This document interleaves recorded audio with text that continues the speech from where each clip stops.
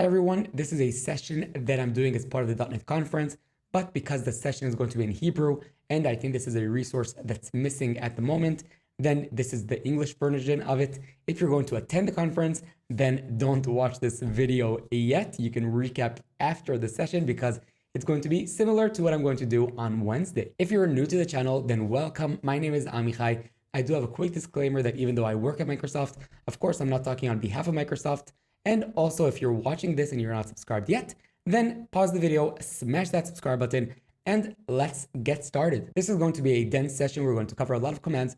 And by the end of this video, then you should be familiar with many of the commands. We're also going to create a custom tool, and we'll see how we can install it, how you can create something similar and share it within your team. This is something that's definitely underutilized, and I hope many of you can benefit from it. Okay, so why should you even use the .NET CLI if you can do everything that you can do with the .NET CLI within Visual Studio or whatever IDE that you're using?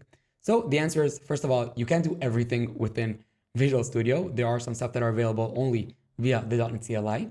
But also I started using the .NET CLI about a year and a half ago, and I can say from my experience that it really improved my understanding of what actually happens behind the scene. If you've been using Git via the command line, then you know it gives you a layer of understanding that's a bit deeper than if you just use the GUI. Also, it improves your speed significantly. So as you get used to it and you're familiar with the commands, then it allows you to write things much faster. And there are some environments where you just can't use a graphical user interface because it doesn't exist. So if it's scripts, if it's in your CI/CD, there are many places where you just have to be familiar with the commands.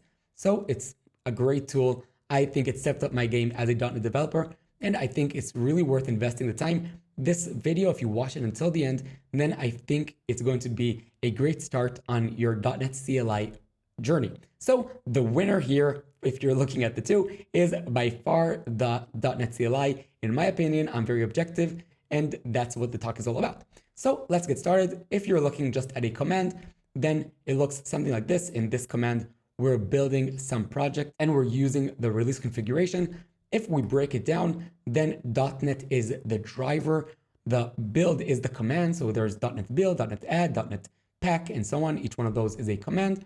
The my app is an argument to the build command, and the release configuration is an option to the build command. Okay. So if we generalize it, then again, we have .NET, then a command, then arguments to the command, and then options in the end. Okay, so generalizing this, the .NET driver has two responsibilities. The first one is being able to run some application. So you can see the path to app. This is some DLL, for example, where you simply write .NET and then the DLL that you want, and it knows how to run that application. And the second one is running some command like we looked at before. That's, for example, build, add, pack, and so on. Now, if we look at the .NET CLI and we just write .NET help, then we have over here, like we said, the two usages. So the first usage is over here, and the second usage is over here, where, like we said, the first one is the path to the application, and the second one is some command, where it says over here, runtime options. Then you have over here, the runtime options that you can pass. And also, if we look below, then we can see all the SDK options and the SDK commands that we can run. The documentation of the command is great. So if you're not sure what to do, then I encourage you to simply write help. So even if you're talking about .NET build and you're not sure what the different options are, then simply write help. And here you can see all the options for .NET build. Okay. So like we said, the first option is the path to some application. So let's imagine that we're over here. This is just an empty directory at the moment. And let's create here a new console application. So let's say .NET new. And then we can say console, and let's give it the name playground. Yes. So if we look at what it created as a tree, then we see we have the playground folder, and inside we have the CS proj and the program CS. So clearing the screen, so we have a bit more room. So we have the playground. And if we look inside the playground, we have the files that we talked about. Now we can go ahead and say .NET run, which will actually build and run our application. And the template, all it does, it prints hello world to the screen.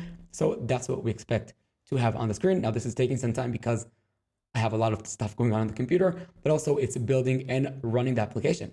Now that we ran it, then other than the object folder, then we have also the bin folder. And if we look inside the bin folder and we go inside, we see we have over here the DLL that was created. And like we said, the responsibility of the .NET driver is knowing how to take this DLL and simply run it. So if we say now just .NET DLL and we run it, then over here we have the output. And of course, it's much quicker because we have here the program already compiled.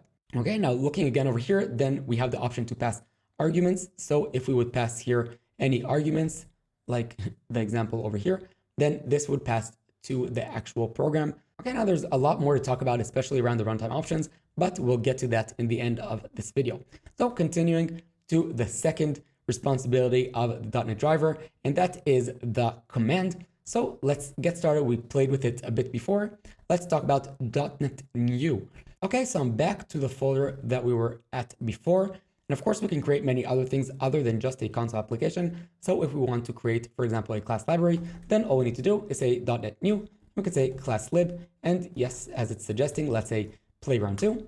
So running this creates the class library template. So if we look at what we have now, then we have both a playground and playground 2, where playground 2 is a class library. Now, of course, if we just run .NET build now, then nothing is going to work, and that's because there's no solution. So what we want to do is we want to say .NET new SLN, and this will create a new solution. So if we look at what we have now, then we can see that now we have also the solution. Now we can give it some name. So let's get rid of this SLN, and let's say instead .NET new SLN, and let's give it the name, let's say playground. Okay, something like that. Then this creates the playground solution. Okay, now we looked at 3 examples. We created a console application, a class library, and an SLN file.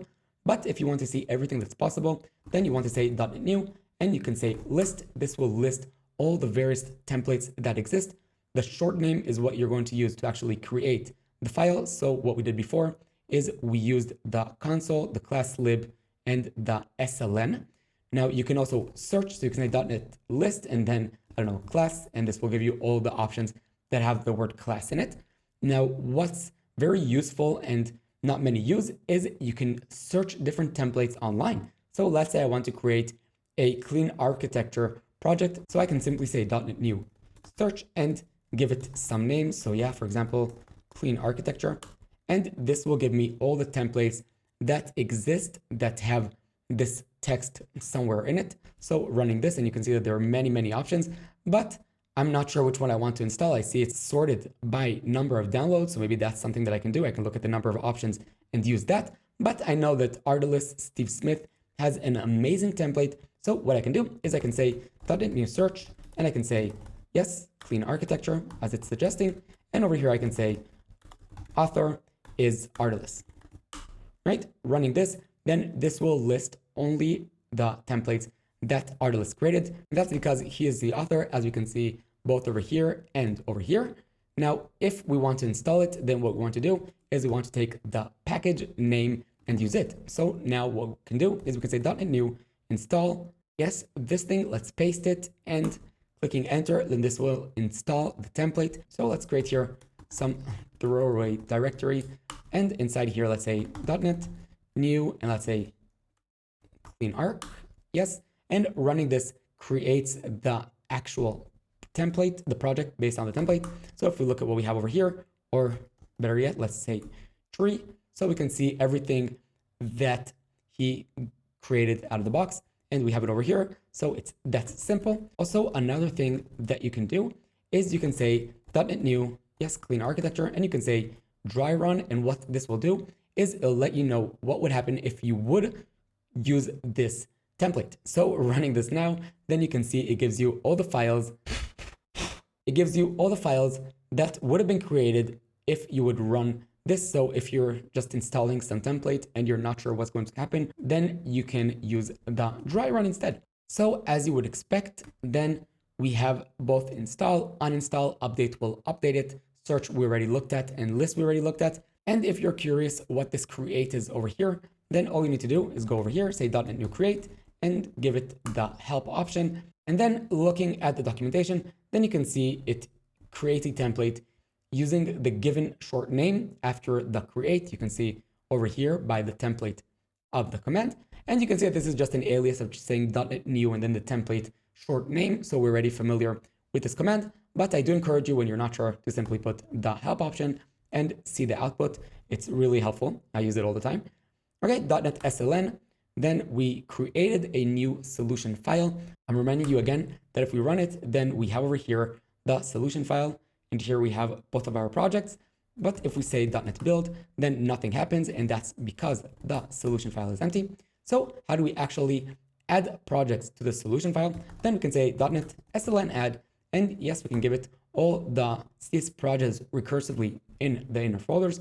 And if we say now .NET SLN list, then it gives us both of the projects that are now listed, or if we want to look at the content, then yes, we can say SLN, and we can see that now it really is added to the solution file as expected. Okay, moving on, we have the .NET add. So it makes sense in such a project that we'll have references between the different projects. So let's clear the screen and look again at what we have. So it makes sense that we might want to reference this class library from the playground. So the way we can do this is we can say .NET add, and then we need to say from which project to which project. So from the playground, we want to add a reference to playground 2. So running this, then as expected, this adds the reference. Okay, if we now want to list all the references that the project has, then yes, this is what we want. We want to say .NET list, then the name of the project, and then a reference. So this lists again all the project references. And of course, what this actually does is if we look at the CS proj, then what it does is it adds this project reference over here instead of us having to add it manually. Okay, another thing you can do with the .NET add is add packages. So if we want to add to the playground project some amazing package, for example, error or I don't know, throw or a different package, then all we need to do is say .NET add, then to which project, and then the name of the package, and that adds the package. So like we said, as following, then it adds it to the project. Okay, so these are the two commands that we looked at with .NET add. Then we have .NET remove, which as you would expect does the same thing, but the opposite. So you can remove references, and then you can remove packages, and we can use the list command to list the packages and to list the references. So that's something that I also wanted to show. So we have .NET list, and then we can say the name of the project, and then we can say package, and this will list all the packages that the project has. So over here, we added 2 packages, then we can list them over here. Now, of course, you wouldn't want to remove these packages because they're amazing, so we're not going to remove them. Okay, moving on to some nice shticks that we can do with the .NET CLI. So you can say .NET new, and then each one of the following: editor config, git ignore, or global JSON, and it will create the corresponding file. So let's say, for example, .NET new, editor config, yes, and this will create an editor config file. If we look at the file that was created, then we can see that we have here many things that are common for .NET files. So we can see, for example, stuff that are connected to C# files, and we can see we have here many things that we get out of the box, which of course you can change as you wish. Okay, moving on to git ignore, then we can say .NET new and then git ignore. This creates a git ignore file, again, with things that are common for .NET applications. So looking at what we have over here, then we see we have to ignore all the various debug, release outputs, the bin folder, the bin object, and so on. Then we have here things that are related to various IDEs, so things for Visual Studio, and so on. This is super convenient. It's pretty genius that the .NET team even thought of creating these commands. So great, we have that. The last one is global JSON. So let's say .NET new global JSON, and this creates a global JSON file where if we look inside, then we can see that it creates a file where the version is this. And if we want to see all the SDK versions that are installed, so we can say .NET and then list SDKs. This will list all the SDKs that we have installed. So if we want to change the SDK version that we're using within this folder, then all we need to do is we can go over here and change this from 7 to 6 and then change this to 4 or 3. And then if we save this, then we can see that now the version that we're using is 403 instead. Okay, and this brings us to the great .NET format command that allows us to take the configurations that we did in the editor config file and apply them. So we can say .NET format, and for us, so we have some information. Let's say that the verbosity is detailed, and if we run this, then it goes over all the files and whatever configurations that we defined in the editor config file, then it applies it. And if it does any changes, then we can see it over here. So we can see that, yeah, I don't know, it's doing some stuff, and it ran various analyzers and applied their formatting.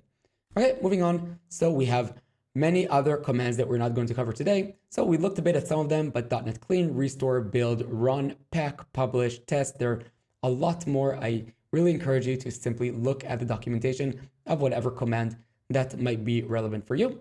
Okay, moving on to the last and one of my favorite things, the .NET tool. So we can say .NET tool, and then if we want to look at all the tools that we have installed, then we can list all the tools that are installed globally, or if we omit that option, then it'll list all the tools that we have locally. Now, if we want to install new tools, then all we need to do is we need to say .NET tool install, and then either globally or not globally. And for example, yes, let's say .NET say, and this will go ahead, fetch this tool, install it for us. And then all we need to do is say .NET say, and this goes ahead and executes it. This is a really awesome thing to have. You can imagine that if you have things that are specific within your team, then all you need to do is create such a tool and share it within your team. Now, this is so easy to create. So let's look at the following. Let's say RM, and let's get rid of everything. And let's go ahead and create here a new console application, and let's call it sayconf. And this is the tool that we're going to be creating. So let's open the main file, and instead of saying hello world, let's just say, I don't know, conf, something like this. So if we go ahead and run this, then all it does, like we just wrote, it prints conf to the screen. Okay, now if we also want to install this as a tool, then all we need to add is the following. Let's open our CS project and let's add the following. So let's say over here that we want to pack this as a tool. So let's say pack as tool, and let's say true, and let's give it some name. So let's say, for example, sayconf. Now that we have this, then we can go ahead and pack it as a NuGet package. So all we need to do is say .NET pack, and then we can define here some configuration if we want, and we can output it to some folder as well if we prefer that way. And what it does, as we expect, it packs it as a NuGet package. So now if we look at what we have, then we have the assets folder, which inside has the NuGet package. So we can say .NET tool install, and we want to install it globally. All we need to do is add the folder that we just created as another source, and then we can say the name, so it's sayconf. And what this does, it goes ahead and installs our tool globally. So once this completes, then we can simply use the sayconf to run it. So sayconf, and that's it. It's that simple for you to go ahead and create a tool and share it within your team. This is definitely underutilized and I think has a lot of potential. So that's, like we said, there's .NET tool. There are many things that we can do. So we can install, uninstall, update, list all the various tools that we have. You can use .NET tool run to run a local command. You can also search through the various tools by using the search argument. So you can say .NET tool search, and then, for example, yes, .NET say. This is the tool that we installed before. So we can see that the author of it is the .NET team, and we can see that there's another tool over here. So we can say, for example, .NET tool install, and let's say hello world tool, and this will install this tool globally. And then once it's installed, then again, we can simply use it by saying hello world tool. And this is a spoiler. So the hello world tool, if we try running it just like this, then we can see that it doesn't work because it's using .NET 3.1.0 and we don't have this runtime installed. If we want to see which runtimes we have installed, then we can say .NET and then list runtimes, and this will list all the runtimes. So if we want to run it anyway using .NET 7, then what we can do is we can say hello world tool, but this time give it a runtime option, which is a fixed version. So for example, yes, let's say version 7, and then if we run it, then it runs anyway. So that's it for this session. I hope you enjoyed it and you learned something new. Let me know in the comments if I went overboard with the animations. I think it's okay. I don't think I went overboard. So that's it. I hope you enjoy it, and I'll see you in the next one.